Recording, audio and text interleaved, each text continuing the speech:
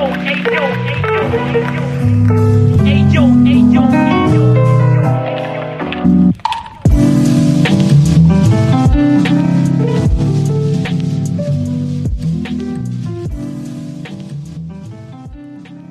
project is a no-profit foundation about visual art and photography.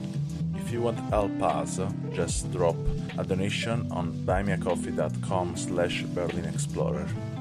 So welcome to this appointment of 50 Minutes of Experience. Today I'm with Boris Eldagsen from Berlin. Welcome, Boris. Hello, nice being here. Yeah, it's really nice for me too, and especially to meet someone else is in Berlin. For me, it's really much more nicer because that can be a possible connection to meet us in the real person. But today we start to connect each other, and I would love to know first of all who are you, and if you can introduce a bit yourself to the people are listening this podcast, then everyone know better something about you, and then we can just go on with the specific question also. I'm an artist working with photography. I also do installation and video art. Okay, really short. So let's go a bit more in your details. So how do you consider that visual communicate exactly what you want? So do you think your visual communicate exactly what you want to say with them? I didn't get the question. Can you rephrase? So my question is, do you think your visual communication is talking really clearly, or hide some messages behind? Well, I consider to be moving in the art world, and if you create an artwork, it is communicating, but there's a difference between using photography as an artist and using photography as for visual communication. Yeah, that has for me a history that is more rooted in design. So the work I do ideally speaks to you on several levels. There has to be an emotional feeling, a gut feeling. And if you go deeper into the work, you can also see links to topics, art history, different approaches. And the best way to approach an artwork, in my recommendation, is not to ask, what does the artist want to tell us? Because that would be also like communication. Yeah, sure. But the communication is basically happening within you, and the artwork is just triggering it. So the question I propose to ask yourself is, what does the artwork do with me? Why do I feel in a certain way? Why do I have certain thoughts coming up? So it's an interior journey, learning about yourself that can be triggered by the artwork. It's a different approach. Yeah, totally. It's a different approach. What I mean in my question is if you really feel that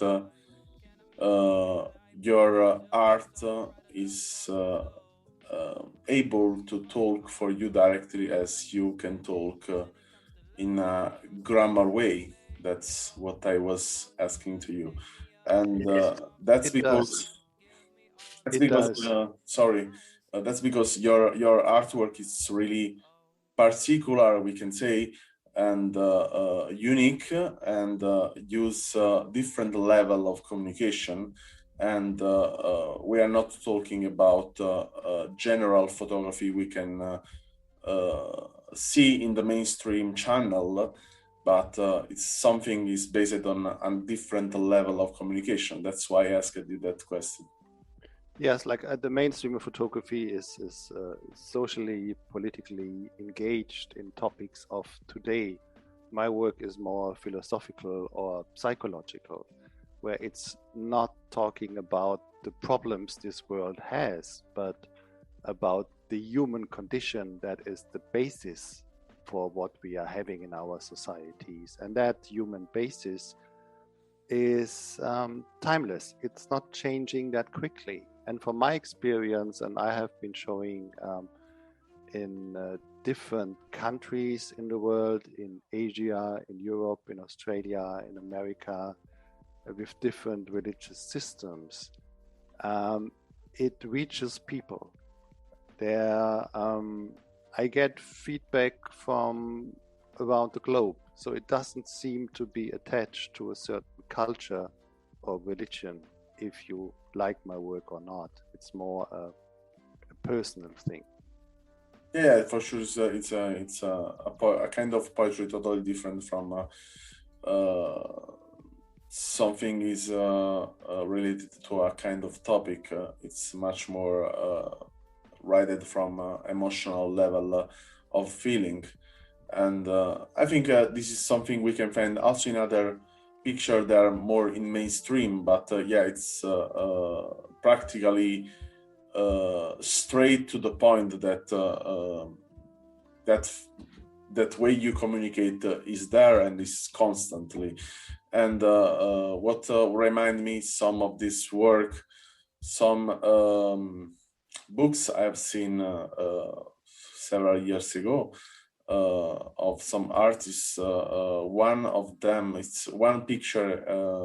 Remember me a work of Antoine Dagata, and I can feel it's a bit on the way of this expression. So this kind of mix of between expressionism and impressionism, and this touching the feeling of the soul, then more than touching the note of the society. So that's for sure your work fitted in every kind of society, but it's really interesting. I asked to myself in which way touched every different country. If this feeling there was only human feeling, so naturally and general, or in a way or another, we are influenced from our society and the different level, different layers of subculture influences. And for some countries, some areas in the world, some colors come out in a way, and from others come out in another way. So then they touch different, how to say, notes inside of our mind. I know, but I think the work is in itself existential, and we all share the same psychological makeup. So, like, the work can be linked to the idea of Carl Gustav Jung that we all share a kind of consciousness that let us perceive the world in certain archetypes. So if I, as an artist, can tap into those archetypes, the work has an effect around across the cultures and is also timeless. You can also make a link to existential philosophy, where we all share the same problems, that we are influenced by desires, by hopes, by fears, that we are all mortal, and what this has an effect on our lives. So this is more the world I'm moving in than looking at a particular political problem of today. What do you think? Why do you think you are righted to communicate that and to creating that with your heart? It was always an interest of mine. Like, I studied 6 years of philosophy. It has an impact. I was always interested in what we have in common across the cultures and also across the time. So I'm looking for things that are similarities, connections, and that interest was always there, and it was just growing and becoming more conscious. Okay, so because I have to say, it's watching at your work, it's not really easy to read that common feeling. I mean, yeah, you can react just easily to what you have in front of you, but I think your images need to be read and read and read and read and read and overread until you don't get the exactly feeling. It's a bit difficult for me I have to say, to read your picture in a way. I mean, to also react in a way to your picture, and I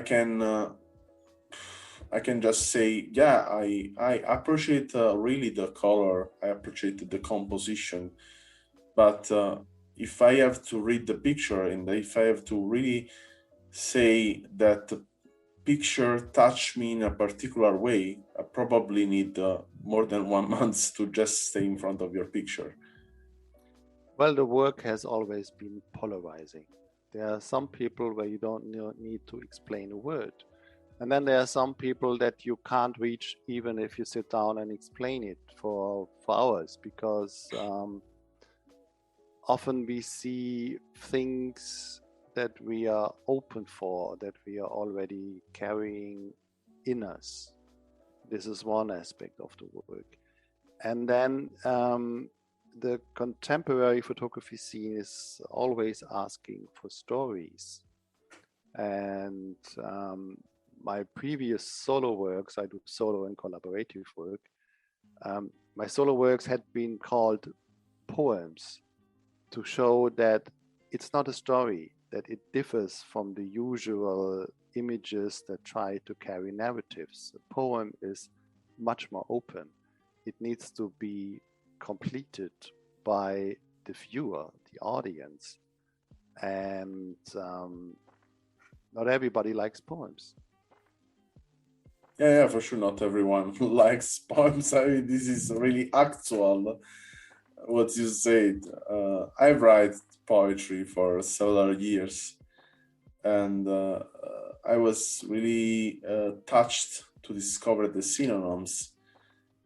Even and then I really went totally deep in some meaning and some words that then I discovered not everyone knows that there was existing these words.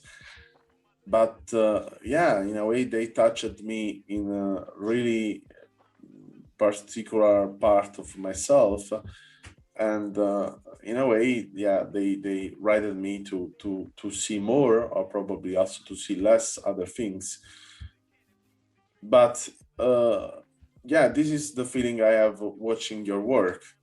It's kind of in a way like you've discovered a level of communication with yourself, also a level of experimentation that is not really easy to get in touch with. I mean, everyone can do it a comment, every part of the audience can do it a comment, and this is absolutely part of the freedom to get in touch with the heart.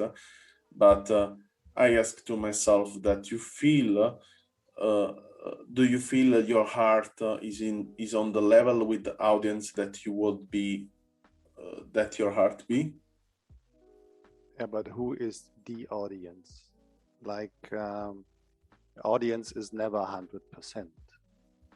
I mean, your audience in this case, not the audience we don't know yet. I think, yes, I did a big room installation in Aal, parallel to the photography festival this summer. It was a very immersive experience. And I had very fascinating meetings with people that just came there randomly. There was one guy who was attracted by the poster. And then he was asking, what is it? And I told him it's for an exhibition downstairs. And so he went in the basement and he stayed like half an hour. And then he came out of the basement and he said, I see myself in every second picture. And then I asked him, who are you? What are you doing? And then he said he was a forensic policeman from Marseille. And that was a very fascinating experience. Another experience was a woman with a little child, like 4 or 5 years old. They also stayed like half an hour in there and had fun just playing around because it was so colorful. And she was a Moroccan nurse working in the south of France, and she didn't have any educated background. So I'm surprised who gets it and enjoys it. And I'm also often surprised who I can't reach. It's nothing I can predict. Yeah, this is so wonderful and nice what you shared now, and I liked that. And also in a way, it's something you never expect to listen from someone that, especially when you understand that people don't come from an artistic education, and it's really, I think it's really part of the satisfaction to doing visual art in general. And what I can say, watching your picture is what I feel so strong in all the portfolio in general, all the work you did. It's there is a strong communication about. In a way, it touched me in that way. I don't know if it's that. I don't want to say bullshit, but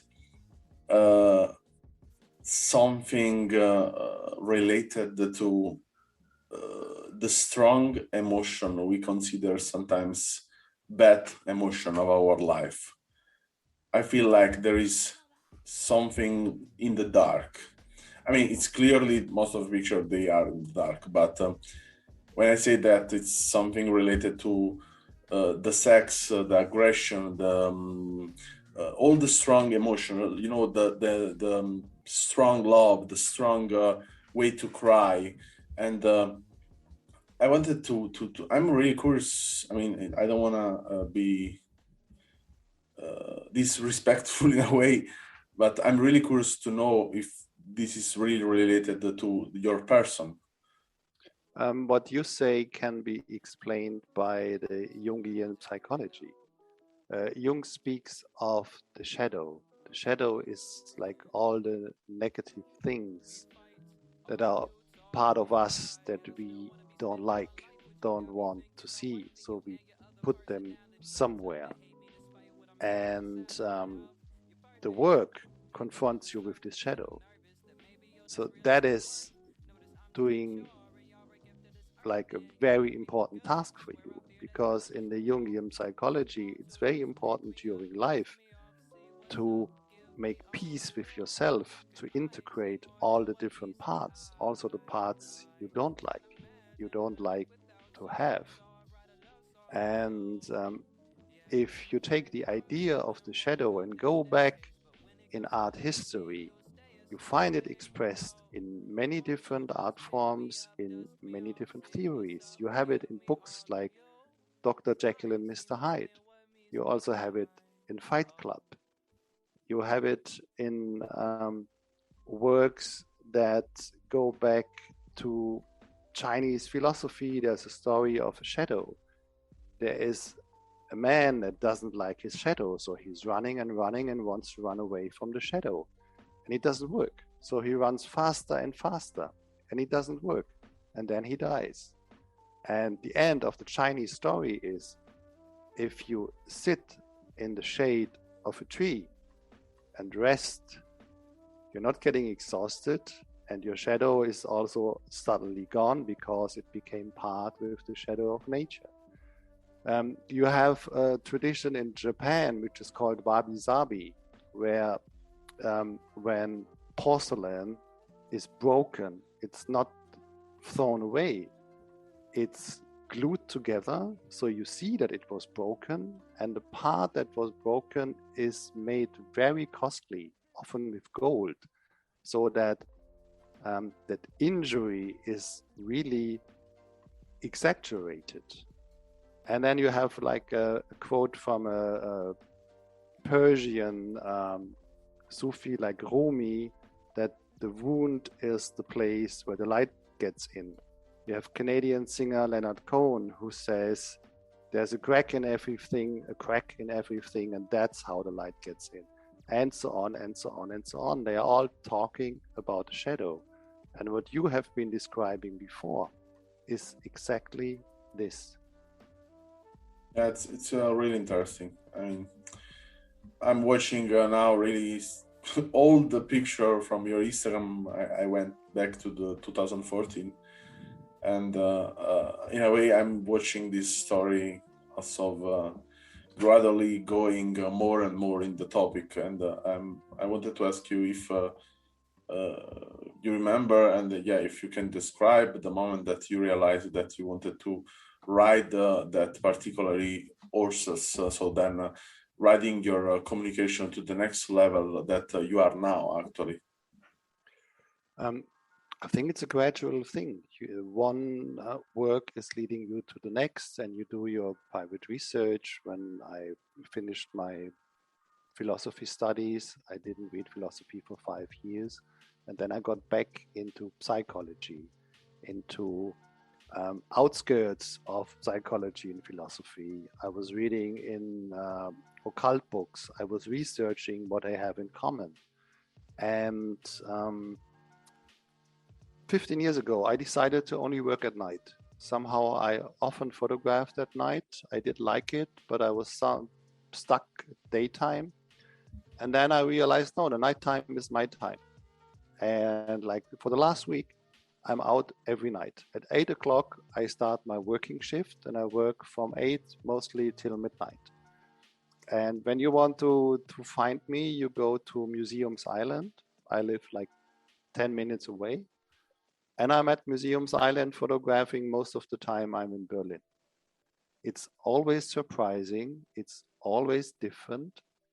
And I'm fascinated of what's happening there.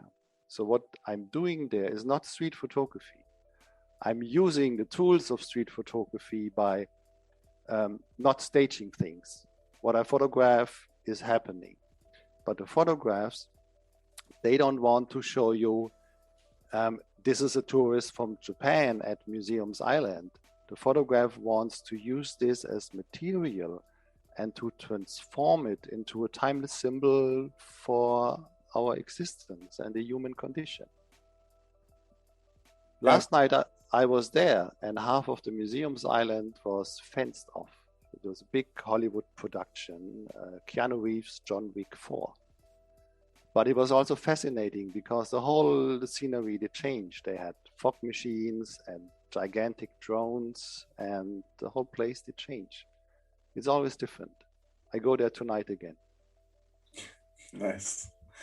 What I was thinking about what we was talking before to record this podcast was that more or less my 50 minutes of experience is never 50 minutes, and in this case, for example, will be not enough 50 minutes to write the conversation to the level as to be really in this intimacy to keep the conversation on the middle of the best, and this is the same. I think that the time we need to really start to reading some images or to getting in touch with some images or to getting in touch with some inner emotion, we need at least 50 minutes in front of them, and then probably we will start to see something.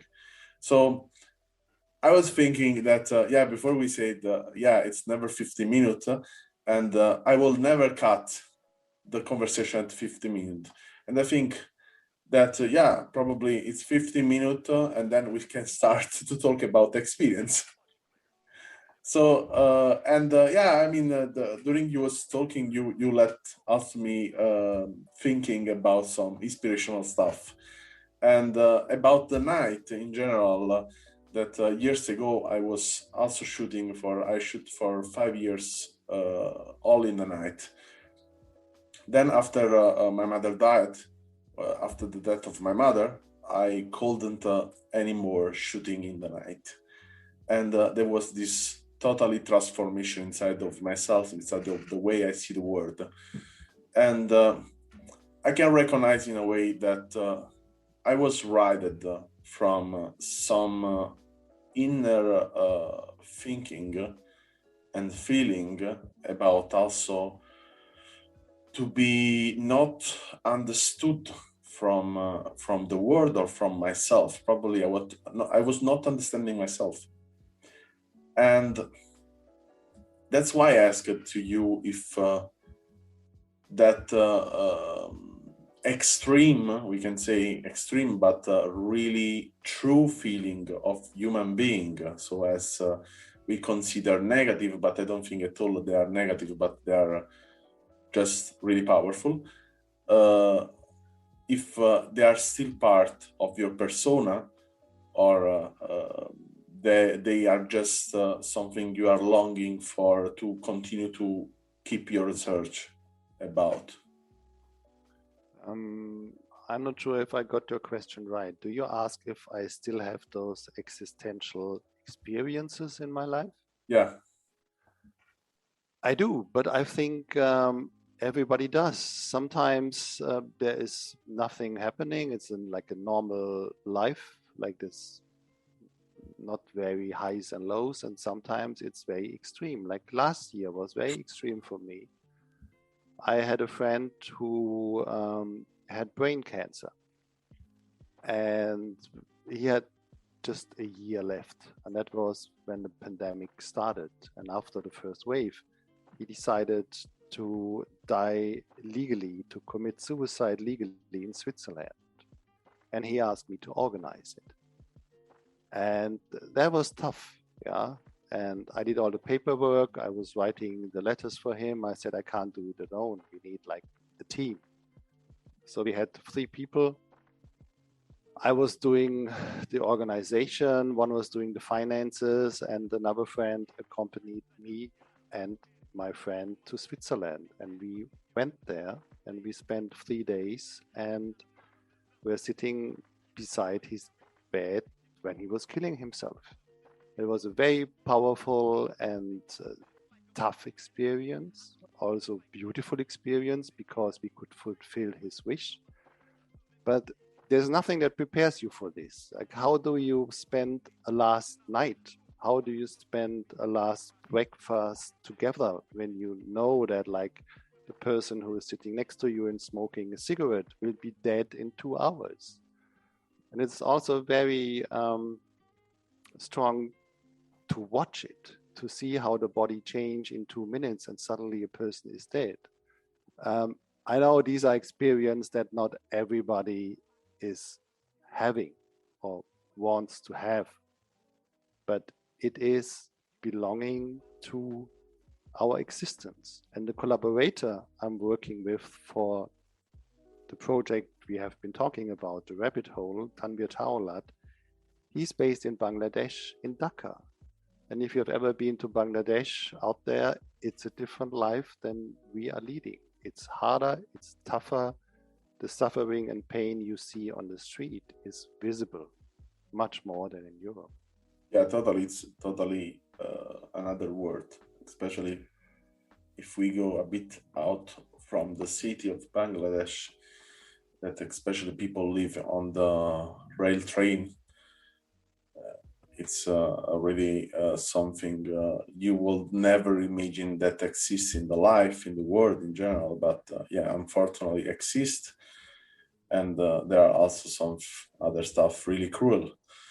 But yeah, in a way, I think also that what is cruel in some part of the world, and they touch in a way this straight point to be cruel. You know, they are direct to you cruel. There are many other stuff we have in Europe. They are cruel in the feeling, in the way we perceive, and not in the way we see.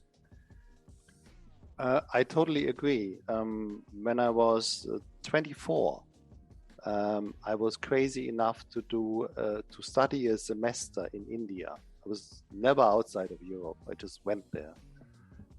And India in the 90s is like Bangladesh today. I returned to India 2 years ago and it changed a lot. But what I realized being at an Indian art school is they had an interest to make pretty works because they saw all the suffering and pain out in the street. And it seemed that Europe was just the flip side.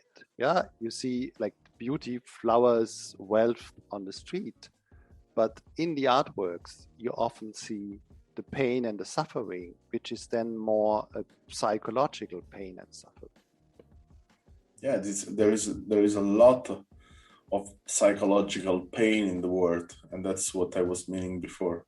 And especially in Europe, we have rules or normalized bullshit that we actually consider normal, but they are not normal at all.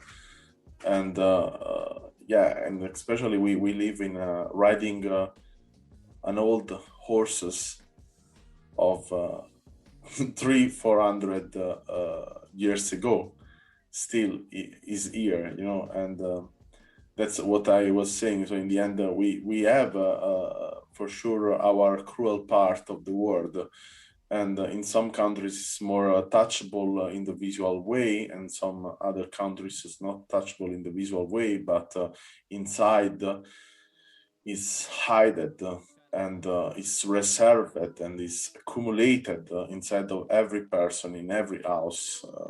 And yeah, I think we are living in Berlin. We can see that. We can see how much the society is crazy and ill in some ways, and this also need to putting out the emotion with the alcohol, with the drugs, with the clubs is a continuously necessity of most of people live here, and you live from a lot of time here in Berlin, so then you know more than me about that for sure, and I wanted to also know if this changing of this city in a way or another changed also yourself, and if actually Berlin is continue to fit in your persona. It does. Yeah, I really feel at home here. Like I moved to Berlin in the late 90s.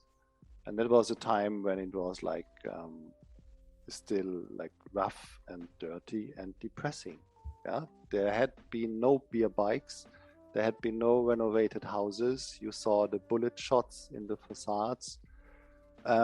But it was vibrating. It was wild. There was room for experimentation. And here at Rosenthaler Platz, where I live, if you go down the street and you have just like tourism and boutiques, fashion here. I can tell you where there had been the clubs before and the squatted houses, and when there was clubs you entered, they had only one toilet, which was unisex and had no door, and the ground floor was broken, and in the cellar was the dance floor. That was always an exciting part of Berlin. Of course, it has been pushed more to the outskirts. And money came in, people came in, but what I like here is it is a magnet for the people I would like to work with. Everybody comes here, and it's a magnet for the people that don't fit in somewhere else. Berlin has a long tradition of being tolerant. If you go back to the Prussian times, Prussia had been a very like a military style organized state, but you could believe in any religion, which was unique. Usually you had to follow the belief system of the king. In Prussia, the king said, I don't care. We have rules, you pay taxes, everything is fine. And if you go back to the Friedrich der Große, he was gay. And his father executed his lover in front of his eyes. Yeah, that is a tough biography, but it also was leading, I think, to a tolerance that always had been existed in Berlin and continues to exist. And that is keeping me here. Everything else is changing, and that's normal. Places change. In the last 20 years, London did change, New York did change, Lisbon, whatever. I'm going to stay here. I'm completely agree with you. I mean, it was my curiosity, but way or another, I came here not in the 90s like you, but in the 7 years ago, and a lot of things changed in 7 years, especially in these last 3 years during also the pandemic. Also changed the city, but I feel I fit much more now than before. Okay, how is that? How did the city change you?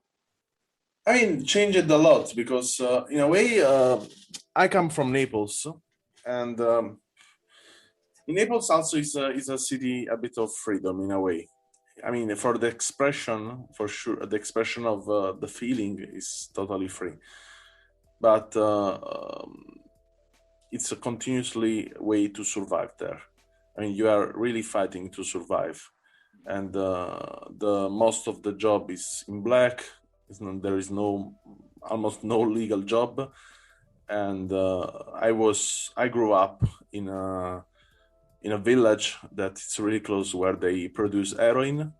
So I have seen probably every kind of situation about Camorra, mafia, and stuff like that. And in a way, I'm used to stay with good people and bad people. And when I came here in Berlin, was not really a decision. I mean, I came here, I bought a flight for a random place, it was Berlin. And I came here for 3 days with a friend. And after the 2 days, I said to my friend, I want to continue to stay here for another week. I like to walk here. I mean, this is when people ask me why you are in Berlin, because I like to walk. And it was the truth. I like just to walk here. I didn't know anything about Berlin. I didn't know any word about German. I was not able to speak English. And then, I decided, I want to come here because I like to walk. And before some years before, I was working on a project of myself, a long project, and this project was named Walking, and it was based on discovering myself through the reality was outside, and I just continued to walk, and I discovered a lot of not only of myself but a lot of different people of everywhere here in Berlin. And I think Berlin is then this is nice because when there was a moment that I told you my mother died, then I had to go back in Italy before she was going to die. And I started to read a lot. I read a lot of books, especially in sociology and anthropology and psychology. And I connected a lot with a lot of people that was living in Berlin in different part of the world life. So from every epoch, I read about Berlin, and I was fitting in every of this philosophy of every person that was expressing the same things I was thinking about Berlin. And then I recognized that in a way, is a city is constantly in changing, but never change. There's this kind of opposite experience that is always in changing, but never change. Because if you read stuff about 600 years ago, and probably that Berlin was not really connected, but there was the same kind of people and same kind of culture that it's really based in the roots of this earth. And that's changed completely my vision to be much more wide than open, because what I understood some years ago that this also terminology to say to be open is not really a good thing, because thinking to be open means that also getting the shit, not only getting good stuff. It means to don't really choose what you want to get or not. So then I started to think about I want to be wide than open. I want to see wide the stuff and choose if something fit with me or not. And yeah, it's gave to me a lot of occasion to learn. I think this could be happen also in other place, much more power of culture, but for sure influenced me in a way to also go out from some influence that I had in the South Italy. So yeah, I think it's a city totally involved. Also, the understanding that we are always getting in touch with a lot of people come here, and then these people, probably 90% of them, they go away after 6 months, 1 year, 2 years, 10 years, or else. And yeah, it's really a mirror of I think the reality in some ways, and also it's a mirror of the emotion of the people, because as I said before, here there is also a lot of tolerance, as you said, and there is also a lot of ideas developed that you are free, but in a way we are still in Germany, and there are some stuff that you are not free. So It is, but Berlin is like not identical with Germany, like New York is not identical with the United States. Yeah, it is also something in itself. yeah, I mean, in the low part. Yes. What I've also one theory about Berlin that I did like in the past was that it's like a big promise that, of course, can't be kept for all. But I was often asked, what's the difference between Berlin and Melbourne? I was like living 6 years between Australia and Germany, and the Australians asked me, what's so special about Berlin?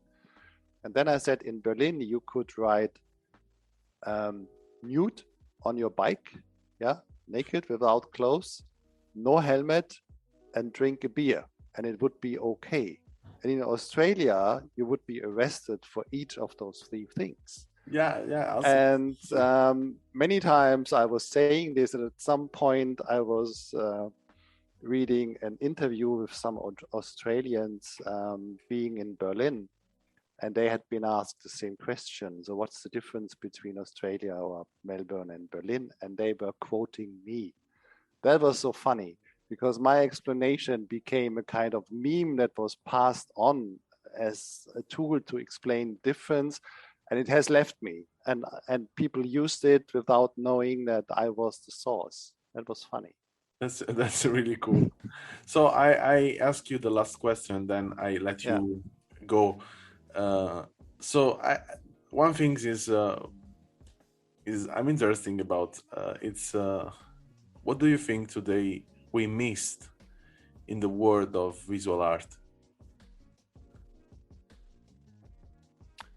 I think that art is more than a political or sociological comment or activism.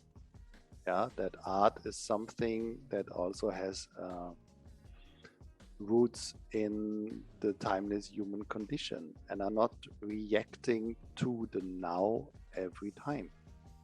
You see, there are certain fashionable trends that museums need to tick off, and I do support all those political causes, but I think it's wrong that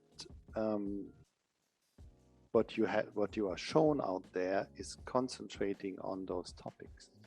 Yeah, like Paris Photo this year has a focus on female photographers, others do black photographers, to LGBTQ, to minorities, to post-colonial subjects.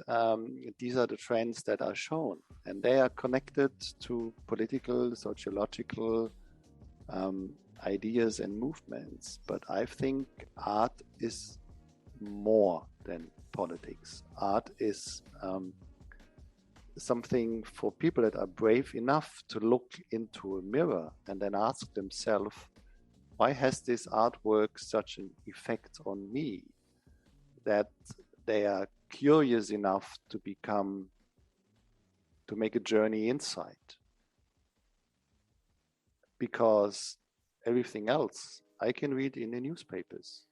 Newspapers are writing a lot about politics. Yeah. I want to see something else when I go into the museum.